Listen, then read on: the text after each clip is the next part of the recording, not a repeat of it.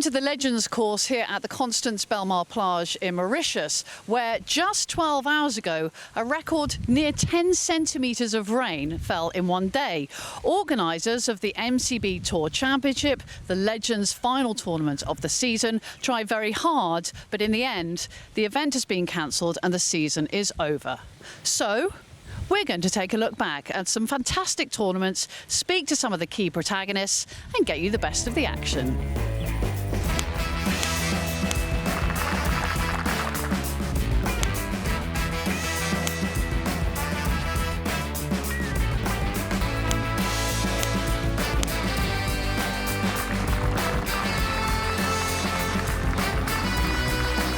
First things first, the Order of Merit, topped by Senior Open winner Stephen Dodd after his win at Sunningdale. When the MCB Tour Championship was cancelled, the Welshman picked up the John Jacobs Trophy. Stephen, congratulations on your Order of Merit win. Possibly not the way you thought you might secure it, but tell me how it feels to be the Order of Merit winner.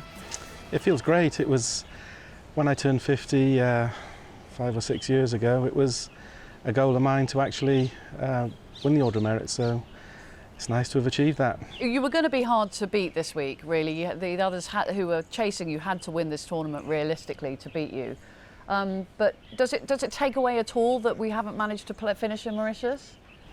I don't know. I think we all came here to play. We're disappointed we haven't played, but has it taken away anything? I don't know. You'd have to ask all the other players that, but it's just one of those unfortunate things that happens from time to time, and I guess I'm the one that benefited from it this year.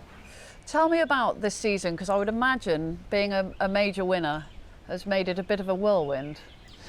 Yeah, I was pleasantly surprised actually, having not played much golf with COVID. Played very little running up to Sunningdale for 18 months. And I was just probably as surprised as the next person that I'd achieved what I did, but clearly delighted at the same time. So what happened at Sunningdale? Because I note that on the second day was like your highest scoring day, but it's 4 days, it's a long tournament. What happened? Like, how did you feel? I went into the week with no expectations because I hadn't played. I played a little bit back at home, but competitively I hadn't played, so I had no expectations going in. It was just a week where I just didn't have any pressure on me. I felt that way anyway. I had nothing to lose and I just wanted to go out and do the best I could, and fortunately for me it all came good. On the Sunday, when you've got that amazing field competing for the title, I mean, you beat Langer, you beat Jimenez and Darren Clark in the top 5. At what point does reality hit that you're very, very much likely to win this? There was no point really where I was likely to win it. I had a chance on the 18th, that was the only clear chance I had, and I wasn't. And it's a decent chance of a birdie, but it wasn't likely that I was going to win. I had to hold that putt.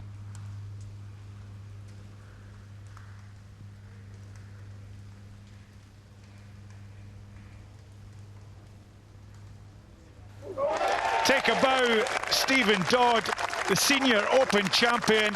A major at last. What a performance. Exceptional from the Welshman. Until that went in, that was the only time I realised that I could win it, and did win it. And how did that feel? I was shocked, I think, when it went in. There was just an element of surprise, I suppose, because the last few holes I knew I had a chance to win, and I just wanted to give myself a chance, and luckily I did that. And how has it been since Sunningdale, when you become a major winner at any level of golf, you know, whether you're junior, main tour or senior? It's a very big thing. It is. I was surprised how big it was. I didn't really realise until I'd won it. It's opened up a lot of doors and given me some new opportunities which I've enjoyed. So I'll try and continue to do a bit more of that in the coming year or two. In other major news, Alex Chaker turned 50, joined the tour and got his career off to the best start with a win at the Senior PGA Championship on debut by 4 clear shots. Jim Furyk claimed the US Senior Open with a 3-shot victory over Retief Goosen and Mike Weir. The Legends Tour season started in Cornwall in England. South African Chris Williams was the first winner of 2021 at the Farm Foods European Legends Links at Trevose. Chris, thank you for talking to us. Tell us about your preparation for Trevose and how you felt going into the tournament. Actually, I was coming off the back of some really good tournaments in South Africa. I came second to James in the SA Seniors, and then I won the Nelson Mandela Bay the next week. And then I went over to the PGA and injured my hand.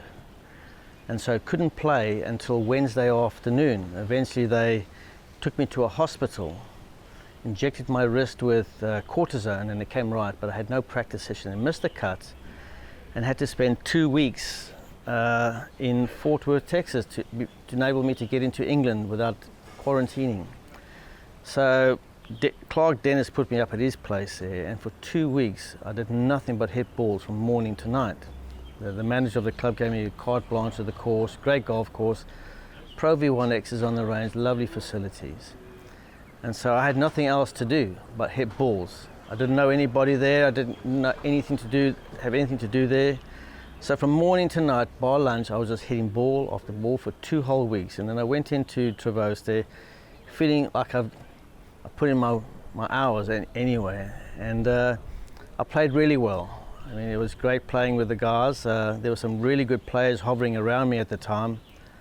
And I was just well prepared for that event. So your 3-ball on the final day, you and Philip Price had shot exactly the same to that point. You also had Thomas Bjorn, who's big name, new on the tour, so quite a lot of interest. Yet you seem to very diligently go about your business. Well, you know, when you're playing nicely, you're swinging well, you have a sort of level of confidence or competence that you can compete nicely. But Thomas, that was his first senior event, I think, and so I was quite nervous with this guy. He's got a great reputation, Ryder Cup captain, good player. Philip Price, he continuously wins all the time, you know. And there were some good guys behind me. But my game was good, and I was relaxed. I got off to a nice start, nothing exciting or anything like that. And then I went through a stretch from 8 to 11 where I birdied, and they made a couple of bogeys, and that separated it straight away. And, Tell me about the point at which you knew that you would win it. Did you know? I think it was the 14th, a par 5. At that stage, I was 5 ahead. I'd avoid looking at the scoreboard completely. I just wanted to stick to the present and that. And after that hole, on that hole, they were struggling to make par. They chipped and putted for par. I hit it on that hole in 2 and 3 whacked. But walked off thinking, well, I'm still 5 ahead with only 4 to go. Philip goes birdie, birdie, birdie from nowhere, and I go bogey, bogey. So I couldn't believe how things changed in such a short space of time, not even an hour. All of a sudden I'm sweating. And I came down the 17th hole there with a 2-shot lead, and I pushed my shot into the bunker, and there's that little creek in front of the green there. And I thought to myself, you know, I've seen this movie so many times. This could be ugly. So instead of going for it, trying to think a big deal, I just chipped out sideways, and I thought, I'm just going to try and take my chances going up the last hole, 1 ahead. And it worked out, yeah. At my age, I was 62. You never think you're going to win again on this tour. It's very difficult. The guys are very good. And everyone was saying, what a tremendous golf shot you hit on the last hole there. But we all know that I pulled it or tugged the thing about 25 yards in the air onto the pin, because there's a sheer drop on the left side of the pin there. And it ended up about 5 feet, but I was aiming way right by the green there. I was just going to take my chances, because I thought Philip took the wrong club off the tee. And he left himself with a long shot in, and he hit it to the front edge. And after he hit his shot, I said, I'm just going to hit this way right. Almost just inside the clubhouse. And I came right over the top of it, onto like a Sandy Lyles kind of swing right over onto the pin, yeah.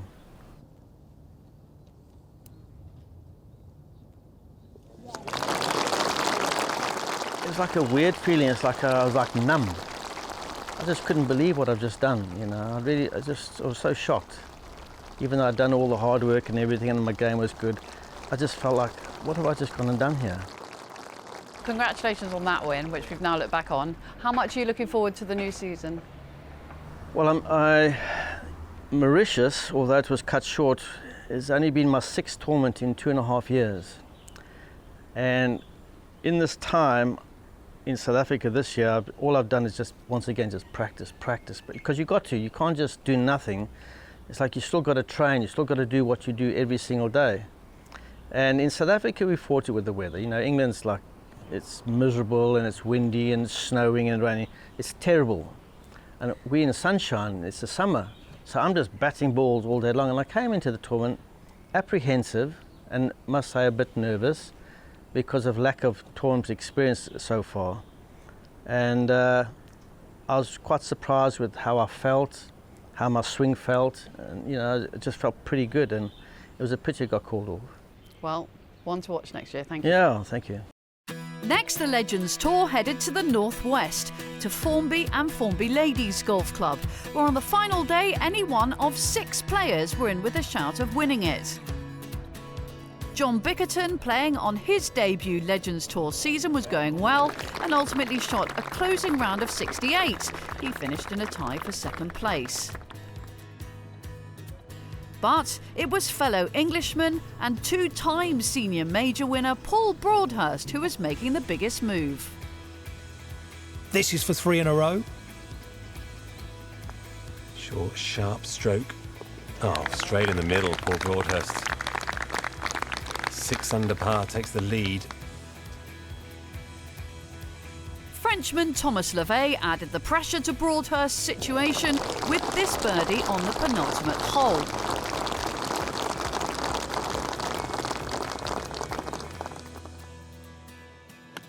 But the Midlander, who'd come 5th at the Senior Open at Sunningdale the week before, had told us he fancied his chances on this Inland Links course. And after 4 days of tricky weather, Broadhurst kept his nerve in front of a busy gallery in beautiful sunshine to see off the competition. Broadhurst for the win.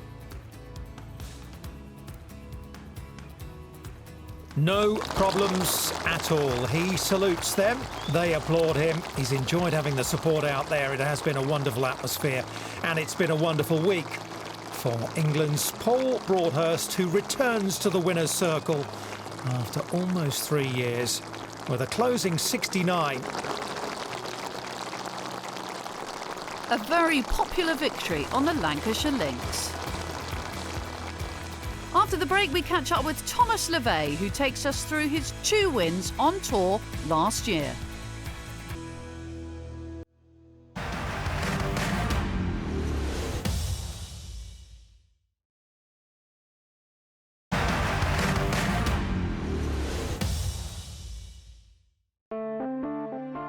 Welcome back to the Legends Tour season review. Time to head to the Emerald Isle and the stunning Rossapenna with the former Ryder Cup captain Paul McGinley, our host. What does it mean to you to host this tournament, particularly for the McGinley Foundation? It's still about illuminating this as a destination, a golfing destination, how great the golf course is. I think we've got all the ingredients here to you know, have a memorable week, and that's what I wanted. A memorable week it was. Another former Ryder Cup captain found his form. Thomas Bjorn posted a 3-round total of 15 under. Philip Price then equalled that tally with this fine approach to the final hole. Glorious shot, dead on line, 2 feet short, and I have no doubt he'll pop that in. Pop it in he did, and a playoff ensued with Price close to the pin in 3 on the par 5.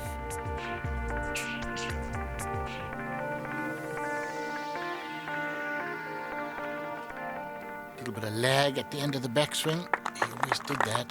And he's actually disappointed, and he was renowned and is renowned as one of the best chippers there's ever been. Real perfectionist streak about him in his game. So Price, all the pressure now back on him. He's got to get this.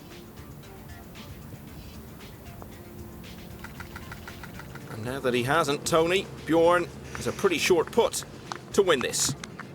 Yeah, and the look on Phil Price's face there, I think he expects Bjorn to make this. I think I would too. He didn't win 15 tournaments on the European Tour by missing too many pressure putts of this distance, but well, it's not exactly a give, is it? it still has to be done. And it has been done. In the year he turned 50, Thomas Bjorn, on only his third ever start on the Legends Tour, is a winner at Rosapenna.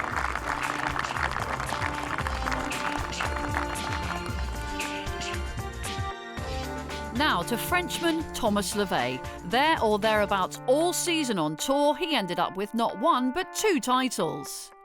If we look back, you are the only double winner on tour this season.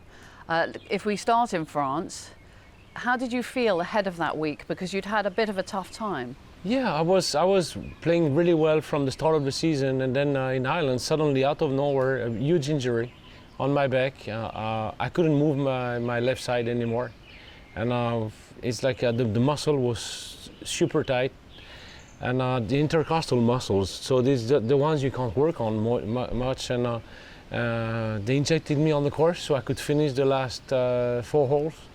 But I was hitting the 3 wood 120 yards. So to play a pro tournament like that is impossible. And then arrived in France with no play at all. From Sunday until the tournament, I just rested totally, physio every day 3 times. And then up for the best, and then on Wednesday of the tournament I just hit 20 balls to see if I could swing, because otherwise, you know, you give your spot away to somebody else if you can't play. So I tried that. It went okay. I said, okay, maybe 20 swings. If I don't practice too much for the week, I can maybe make it to 40 swings, which is what you need on the during, you know, one day. And then everything clicked at the same time from day one. I found like my A game, A+ game from that day like a month. You shot 3 rounds in the 60s, in very comfortable rounds in the 60s as well in Paris. How does it feel when you know the winning is coming, when the form hits like that? It's every time the same thing. You know, through my career, it's been always the same thing. You see that you arrive on the golf course and everything is clear. If everything is like, that's what I do, and it's working. And you go like, so I'm going to do it, and it's going to work. And it keeps on working. I think in those 2 weeks, you know, I won in France and in Scotland. I think I made less than a bogey a day or something like that. It's something crazy. I've never done this before. And because the driver was extremely good, long, straight, iron shots has never been a problem, and then putting suddenly clicked in. I was not missing from inside 10 feet, like I was missing once a week maybe or something. So everything clicked, and then you come out. It looks like it's easy to win, but it's actually, to get into that state is very difficult. So in the end, the winning margin was quite large. Was it an easy final day? No, it wasn't. It was tight, but it's always, you know, at that level, it's never easy to win. You never run away with it. There's always one guy trying to catch you up and then do annoying things to you. So I knew it was coming. I got enough experience for that. It always seems to me that you prefer to chase. Everyone prefers to chase than be chased. It depends. When you lead by 20, it's okay. Okay. Well, I don't know that many golfers have done that, apart from Tiger, maybe. Let's talk about Scotland. Were you confident ahead of Scotland? Very, very, because I rested after Paris because my back was not great. You know, I had to do physio twice a day still. But I rested a lot and arrived at the golf course, and I knew it. I played that golf course before as a junior, and I knew that I was very comfortable on links courses like that. And from the start, the game just clicked. You go on the range, you hit balls after balls, and after 20 minutes you say, what am I doing here? Because I can't do better. No, really. I don't know how that feels. No, I can't do better. There's not one shot that doesn't go where you want. Distance control, spin control, everything is good. So you spend a few times on the putting green, a few putts. Chip is good. The bunkers, I love them. So I'm going to the golf course. I'm thinking, okay, it's gonna click again. It's funny when you think about it.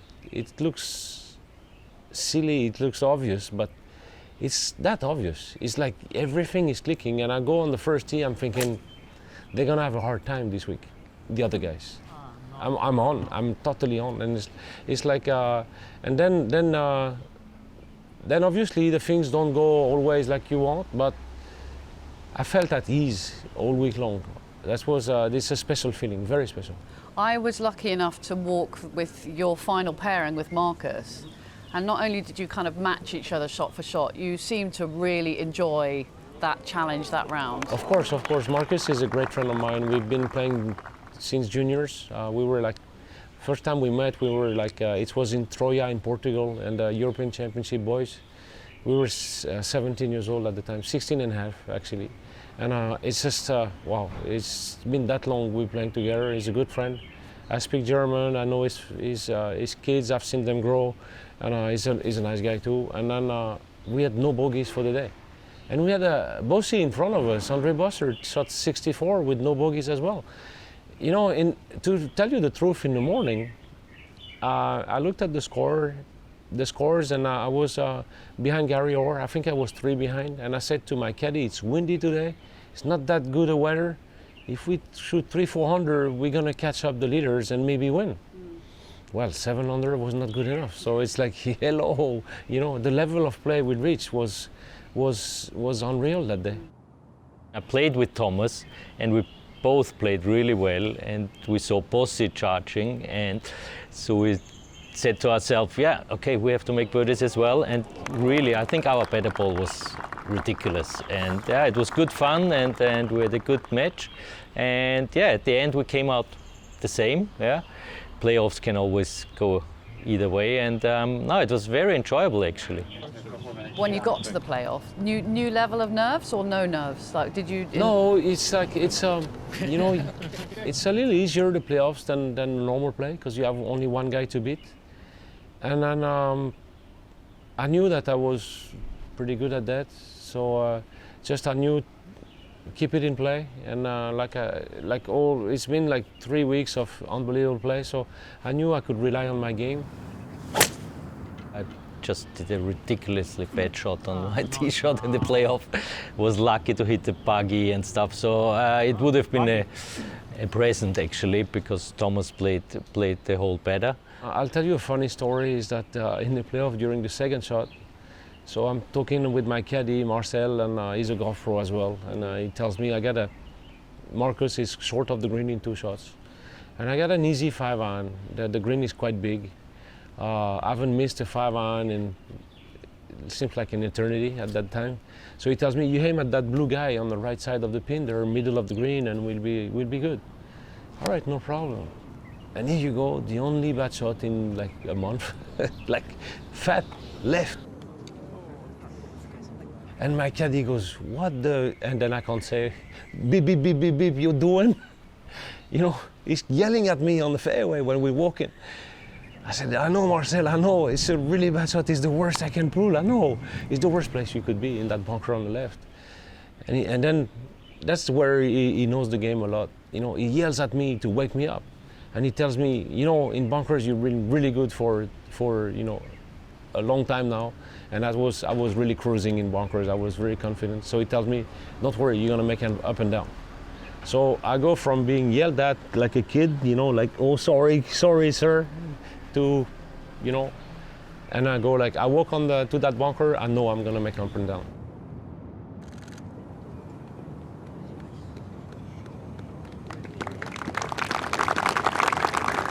Tell me about how important Marcel is, because when you won, it happened to be his birthday. His birthday, yes. So you made sure. We had emotional weeks, you know.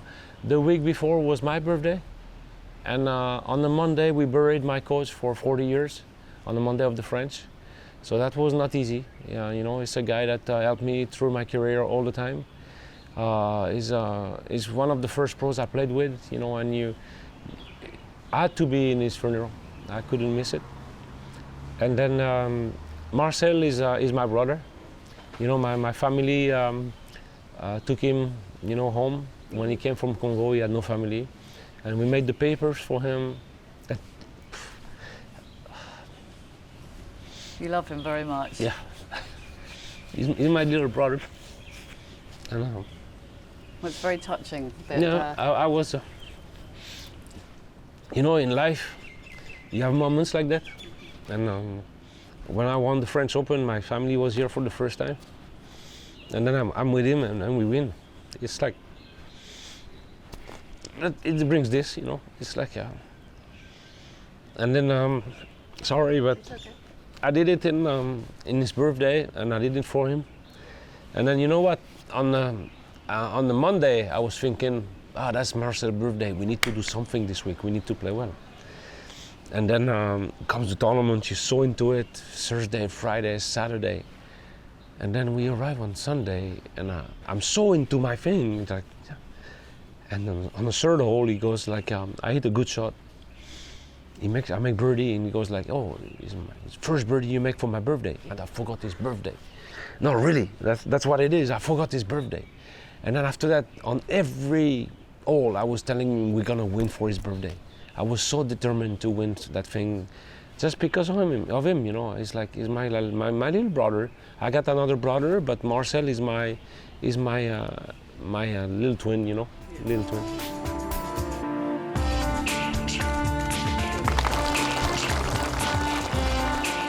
What a couple of weeks for the Frenchman with those wins in Paris and Aberdeen. Levet made sure his caddy Marcel enjoyed his birthday celebrations. Coming up, Aberdeen's nearly man Markus Brier on his maiden Legends Tour win.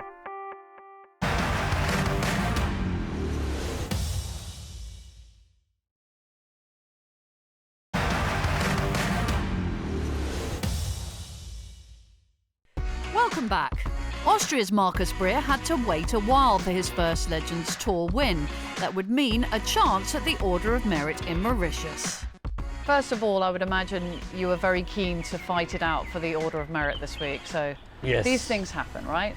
Yeah, I mean, you can't do anything about the weather. I was in good form, I must say. I felt comfortable, and I was hoping that the April date helps me a bit, because before in December I never played well. But yeah, it's always better to fight it out than not, have it cancelled. So let's talk Forest of Arden, because I feel there was a lot of pressure on you, given that you had come twice second. Yes, but fortunately I always come there and start from zero. I mean, I know I've played well, and obviously, actually it got more intense after the first round, you know, when you start, and the weather was quite difficult the first days, and I just kept my game together, had a few lucky breaks, and was just coping with the elements, actually the first two rounds. Got that? Actually, at the end, I was coping with my brain a little bit, because I was like, I don't know, 5 or 6 ahead with 9 to go, and suddenly lost it a little bit. But then I said, okay, I had this before, like I've been through this, and managed to get around somehow. But I just love it there, you know, it's easy going, you stay on site, and I've always played well there. Just talk to me about the back nine, because I remember your caddy and you telling me about this. How hard is it when you are being chased, when you know that it's on you to hold your lead? Yeah, that's the problem. You get a bit, the tension is not so there anymore. Like if you're only 1 or 2 ahead, you're always charging. But like I said, after I think 8 holes, I was 5 or 6 ahead, and then made a little mistake, you know, the odd bogey, and then I never thought it's going to be that difficult again to win, because I haven't won for obviously, I don't know, many years, and then so I made another little mistake, and suddenly it creeped in, but then I steadied, like you say, steadied the ship a little bit, hit a few good shots, and then luckily other guys make mistakes as well, and 16 was a bit of key, because we both hit it into the rough, and I got away with a par, the other one made bogey, so gave me a bit of breathing room. But it wasn't nice at one point, like around 9, 10, 11, but then at the end I just still kept it together and made my pars. How calm were you on the 18th tee? Because when you put the ball on the green, I felt like you were able to celebrate already. Yes, yeah. I mean, that was after my tee shot on 18. I had a good breath and got a few high fives from the guys around, and then it looked like after I hit it on the green, the other guy hit it in the semi-rough, and then that was a relief, yeah, because a two-shot swing can happen there easily. I mean, but that was actually one of the most important shots for me. Also for the rest, we didn't play, but really have that 3-iron, and I really put it dead straight on line, and then that was actually a shot I will remember for a long time. And how important was your maiden Legends Tour win, do you think?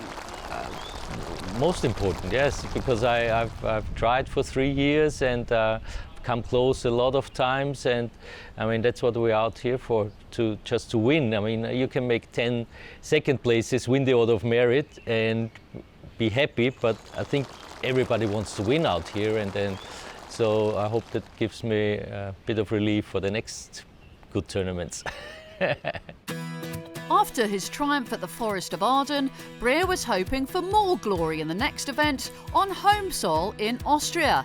Instead, Argentina's Mauricio Molina claimed his maiden Legends Tour win.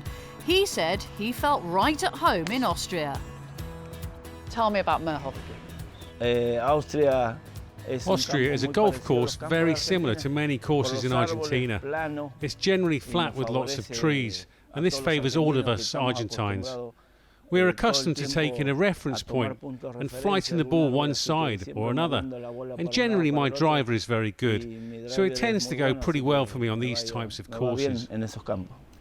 At what point during the tournament did you know you were going to do well? Despite the fact that I'd never won before and hadn't been in a position to win in all the years before, it was on the Saturday at the 14th hole. That was when I realised I was going to win. And tell me about your round on Sunday, because again you shot low. On Sunday I followed the same strategy as the previous 2 days.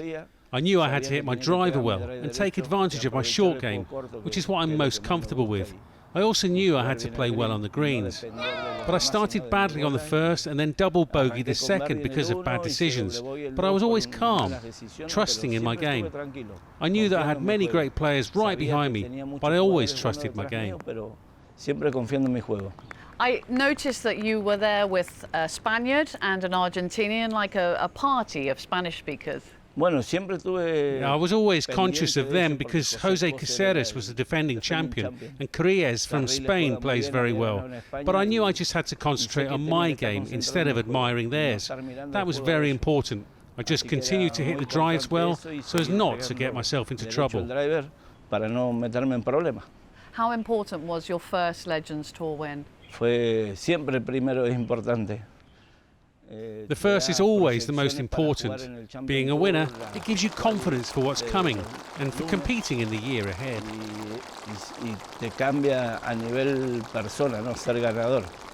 And what does the title mean to you? I played for a little while on the European Tour in 1998. I didn't play well though, and I was forever dreaming about and working towards playing on the seniors. Until I arrived here, that was always what was important. Being able to play well and win in various countries. From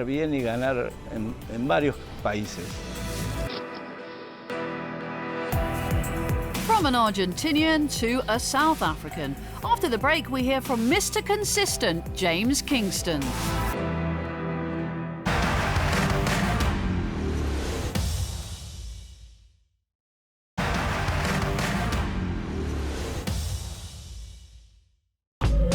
James Kingston was one of 3 players with the chance to topple Stephen Dodd at the top of the Order of Merit before the Mauritian weather intervened. How's this week been with the build-up to a possible Order of Merit win and then the sad cancellation? In all the years I've played here, I've never played in rain in Mauritius. And to have this kind of weather all of a sudden, it's a bit of an anticlimax on the event, and I feel sorry for everybody involved, the sponsors, the golf club, everybody, and the players. Besides us having a chance, or myself maybe having a chance at winning the Order of Merit, the guys fighting for their livelihoods, trying to keep their cards or trying to get into the US Open or PGA. So from my perspective, yes, it's disappointing, but I think there are a lot of other people that have more serious stuff that they wanted to achieve.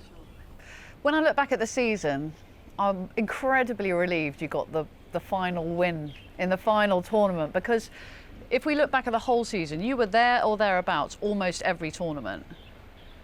Yeah, I think if I think back over the last 2 seasons, you know, I've had so many chances. I think the previous season, I think I finished second 3 times.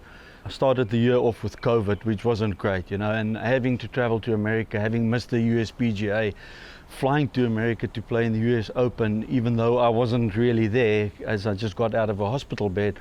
But then after that, I really started playing well, and yes, it was nice to get that monkey off the back. And I tell you what, what capped it for me was not just the win. It was that at an event like that, all my fellow players, you know, they stayed behind and they were there to cheer me on, which was unbelievable. When I look back at the footage, you're very calm when the putt goes in. Well, I wasn't. I don't think we ever are, but I think we learn how to cope with it over the years. And the fact that I had a 2-putt, the second shot was crucial for me because I hit it really close, and I think it put pressure on Heggie. And when he missed, I obviously had the luxury. I must say, in all fairness, I probably didn't give it the amount of attention that the putt deserved. But knowing that you've got 2 putts to win, so it always makes it a lot easier when you don't have to hold it. But then it would have been nice to have held it.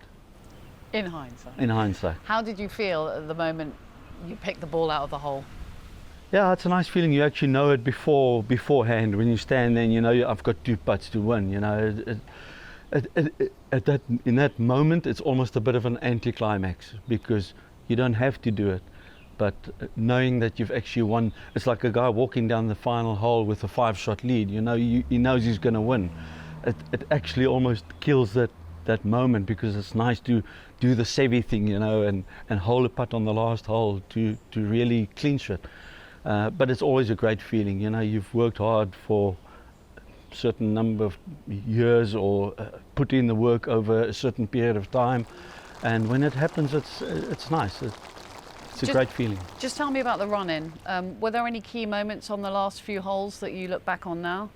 The one that obviously stands out is the one at 16. Actually, I had a good chance. I had a decent chance of making birdie, but Heggie rolled in a putt before me, so he tied me. And all of a sudden, you know, when I had a 1-shot lead, almost the whole round, it all of a sudden came down to a match play sort of situation. And then he didn't hit a great shot at 17, which is a really tough par 3. I happened to hit it on the green. I actually knew the putt. I left it short, but he missed and I made, and that gave me the 1-shot edge going down the last hole. But you still needed to do the work, and when I hit the second shot, the tee shot was crucial, but the second shot was even more so because it just put that extra bit of pressure on, and it just made it a lot easier for me. You're a very well-liked man, but you also, I feel, go out of your way to foster good relationships and be friendly and be kind. I think it's part of what we do, isn't it, Georgie? You know, we try and build up relationships over the years with so many people, and I take you know, when you play in a pro-am, it's so easy to rather be helpful and nice than just be there because you have to, you know. If we can put a smile on somebody's face, try and improve their game somehow, why not? Legends Tour next year, we're looking at kind of 20 venues, I think. How much are you looking forward to next season? Yeah, a lot. It's been a quiet time, you know. COVID has obviously ruined a lot of things for everybody over the last 2 years. But even for us, the last event we played basically on this tour was the Italian Open, which seems a long time ago, you know. So we've all been trying to prepare, and again, I've had some injury issues and COVID again, so I have not gotten going this season. And we come here to play an event, and here we are. I've played 4 holes in 2 days, you know, so it still hasn't got us going. But hopefully when we start in Austria, and a great venue to start off with, you know, they really look after us there. And with all the tournaments coming up, it's something to look forward to. A timely win for Kingston and a popular one amongst his fellow professionals and for others associated with the tour. You know, I spent a little bit of time with James just before that tournament. It said he'd been, I don't know if you know, he was in Europe and he had nowhere to stay, so he was, you know, so he was trying to find somewhere with COVID. So I said, why don't you come across? And I was in Marbella. So we spent a week together, and he's a brilliant player, but he does sometimes beat himself up a little bit. I said, you need to be a bit easier on yourself, you know, and seeing him get it over the line after spending that week with me was just fantastic. We were so pleased. There were a couple of players who really struggled to get over the line, but did in this like season. Markus. Yeah, I mean, he did a great job, didn't he, after losing out to Thomas. And obviously Thomas Bjorn. Thomas Bjorn was quite emotional Exactly. at Rossapena. The Order of Merit, as it stands, it is fantastically competitive. I presume that's what you wanted. Yeah, absolutely. You know, I mean, these players are absolutely, you know, the top of the game, really. I mean, I don't think that amateurs really understand that they've still got it. You know, when you come out and play with them, they're like Rolls Royce, aren't they? They've just got something special. And we would say, because of their 50+, they're like a fine wine as well. They get better with age. Exactly. To the two new formats on the Legends Tour in 2021. The Alliance Amateur Series meant a chance to play and mix with the Legends, and a group of celebrities who came to Mauritius for their grand finale. Cheers. The tour itself, prior to I think me getting involved, hadn't really had the promotion and marketing that it deserved when you think about the players. So the players involved, like the likes of Campbell and Woosnam, and you know, the major players, Ryder Cup players, all of that. And we thought, what else could we do to sort of add to that and add a little bit of, you know, spark with stardust, that's the word I was looking for. All season celebrities played at legend events to get to the Mauritius Grand Final. And before the storms came, 8 finalists had a chance at their share of £100,000 for their chosen charities. In the end, it was Irish pop star Keith Duffy who lifted the trophy and won over £27,000 for his chosen charity. Bringing those guys in and playing alongside, I mean, they love it, but they're also nervous playing for charity. And actually from probably this season onward, we'll have sponsorship on the Celebrity Series. So we can see that prize money is going to go up quite a lot from where we are now, which I think is a great achievement. And, you know, when you listen to what these guys are playing for, I mean, some of their charities are very personal to their own experiences. Alongside the tournament and charitable side of the Celebrity Series, the sponsors in Mauritius were keen to engage local children. So they took advantage of having a couple of footballing greats in Robbie Fowler and Gordon Strachan on hand. There you go, then you can take that. Personally for you, you have a vision, I see a vision. Yeah. How satisfying is it to see this growth? It's satisfying, but you know, I took it over because I love golf, and you know, so it's a little bit like being a chairman and owner of a football club. You know, how else can you do this? I mean, as a chairman and owner of a football club, you can't get on the field and play with them, can you? So, you know, for me, this is great, but I also want to make it sustainable and not something that you have to continue funding. And I think there is an underlying business here that is or could be hugely successful financially, not just for me to have fun. Let's look at the 2020 season because it's coming right away. How do you feel about that? Absolutely looking forward to the season. More tournaments, more destinations. Going to be a fantastic finish to the season, and most importantly for the players, more money. Brilliant. Thomas Levet. Good. That was good, I know my name. We're going into a new season with sadly not the chance to play for the Order of Merit here in Mauritius. But I presume for you that's just another chance to go again, to be top this year. Yeah, it's a pity we don't finish the money list, the point list, but you know, Stephen Dodd deserves to win. You know, British Open is a pretty big tournament. I thought it was a pity that Alex Cheka couldn't play. You know, because he had an unbelievable season, and then it shows you that how strong European golf is. We have 3 majors this year. The Americans don't have that. You know, just remember. So it's interesting for the next season. We're gonna have a few more players playing the majors. And then our season, we have more tournaments last year because COVID is, let's hope, finishing, you know. And so let's look forward to that season. We play some great courses again. We're lucky to have big clubs hosting us, and we're always looking for the best courses. And so there are some good challenges for us, you know, this year again. And the guys are working out a lot, and they practice a lot. So it's going to be interesting. I'm ready. I practiced for this tournament a lot, for not much, but I did. So I'm ready for the season. Merci beaucoup. Merci beaucoup. Thank you. Thanks a lot. The 2021 season didn't finish as we'd hoped, but the 22 season is rapidly approaching. We'll be off to Austria first up, the first week in May, to bring you more legends, more golf and more venues. We'll look forward to seeing you then.